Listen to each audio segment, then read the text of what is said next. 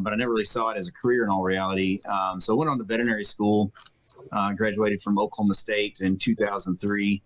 And in 2004, I was in a mixed animal practice at that point. And because I had some farrier tools, I would end up still shoeing some of my lameness cases, and because I enjoyed it. But in 2004, I was working on some founder horses, and they flew in this expert named Rick Redden, which is kind of the pioneer of the equine podiatry world. They flew him in to assist us and help us, and then I got exposed to his theories and his process of doing venograms and how he x-rayed feed, and it was just a lot of answers to questions that I'd had going through veterinary school, which was you get a minimal amount of that in veterinary school, which is they can't really cover everything in large detail, but so it's not necessarily against the veterinary school, but so that it really sparked my interest in furthering that education, because it was just a lot of answers that I've been looking for. So I started going to as many classes as I could for him, and got to be good friends with him, and then ended up helping him teach some of those classes that he puts on there at his facility.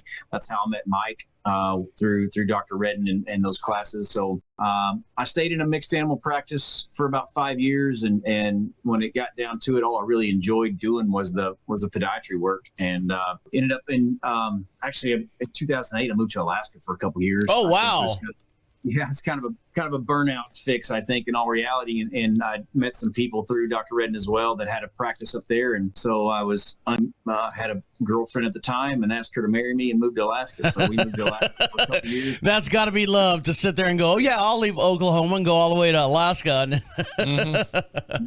And then we moved back in 2010, and that's when we jumped off and decided to start this podiatry exclusive practice after Dr. Redden nudging and me fighting the fact that, I went to veterinary school and spent $250,000. I shouldn't be shoeing horses, but he assured me that I'd have a good business and had more work than I could ever imagine. And then it's been true. It's developed into a great business, and it's taken me all over the world.